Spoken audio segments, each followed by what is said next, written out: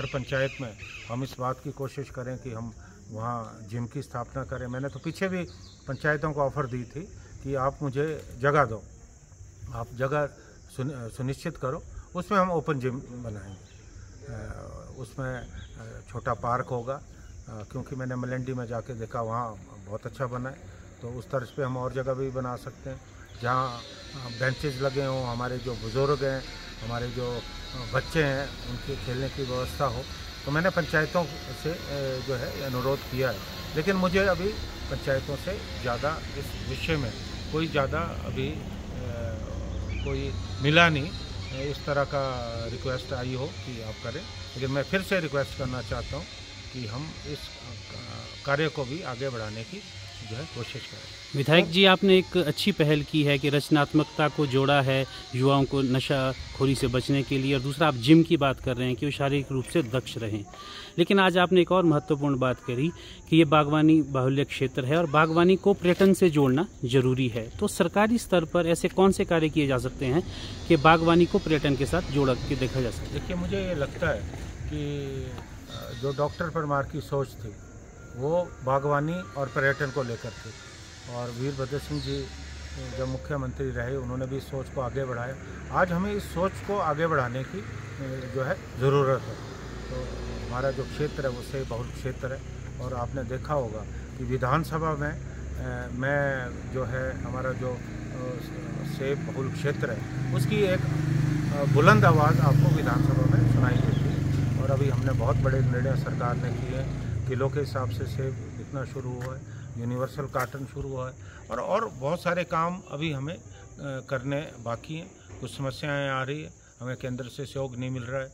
जो आयात शुल्क बढ़ना चाहिए था, 50 से 100% होना चाहिए था, वो 30% कर दिया गया। अफ़गानिस्तान के साथ के रास्ते अवैध रूप से सेब आ रहा है, अब तो नेपाल के रास्ते चीन का सेब आना शुरू हो गया। इसके लिए भी हमें लड़ाई लड़नी है, वो भी हम जो है लड़ाई लड़ेंगे। और हमारा बहुत खूबसूरत क्षेत्र है, तो पर्यटन की लिहाज से यहाँ बहुत ज़्यादा संभावना है। और आपने देखा होगा कि अभी हम नारकंडा में आइस स्केटिंग रिंक बनाने जा रहे हैं, जिस पे लगभग 4 करोड़ की लागत आ रही है, और उस पर भी अभी जो है काम शुरू हो गया है। अभी मैंने उसका फाउंडेशन स्टोन रखा है, वो भी एक मील का पत्थर इस क्षेत्र के लिए होगा।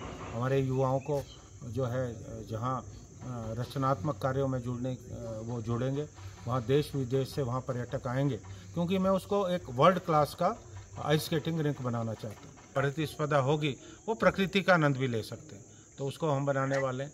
और जो हमारा नारकंडा हाटू रोपवे है, उस पर भी जो है अभी काम अधर पे पड़ा है, उस पर आगे उसको मैं बढ़ाने का पूरा प्रयास कर रहा हूँ। अगर रोपवे बनता है तो एक बहुत बड़ी क्रांति हमारी पर्यटन की लिहाज से हमारे क्षेत्र में होगी, और हमारे जो युवा हैं उनको रोज़गार मिलेगा। हम जो है अभी मैंने देखा है कि होम स्टे हमारे यहाँ है, अभी आने वाले वक्त में और ज़्यादा हमारे होम स्टे बढ़ेंगे। तो इन सब जो हमारा नज़रिया है, इस नज़रिए पे हम काम करें।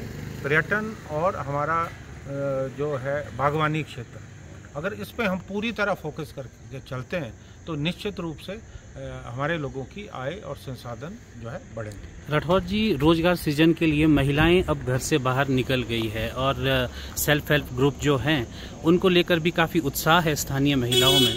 लेकिन ऐसा कोई आदर्श केंद्र स्थापित नहीं हुआ है महिला सहायता स्वयं सहायता समूह का, कि क्या ऐसे कोई प्रयास होंगे? क्या नारकंडा में भी ये संभावनाएं आप देखते हैं? बिल्कुल, और मैं आपको सूचित करना चाहूँगा कि हम इस दिशा में हमने बहुत पहले से प्रयास शुरू कर दिए।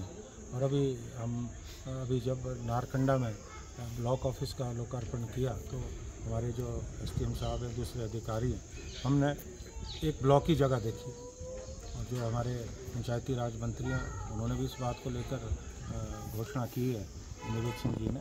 हमने एक जगह चिन्हित की है, और हमारा ये प्रयास है कि वहाँ पे हम जितने हमारे स्वयं सहायता समूह है उनको हम जगह दें, ताकि वो अपने उत्पाद वहाँ बेच सकें और आय अर्जित कर सके। और इसी तरह के मैंने निर्देश हमारे जो योग क्षेत्र के हमारे जो वीडियो हैं उनको भी दिए हैं, वो भी इस दिशा में प्रयास करें। मैंने वहाँ की नगर परिषद को भी कहा है कि वो स्थान चिन्हित करें और वहाँ भी हम जो स्वयं सहायता समूह है उनको हम जगह देंगे ताकि वो अपने उत्पाद जो है वहाँ भेज सके और अपनी आजीविका जो है कमा सके।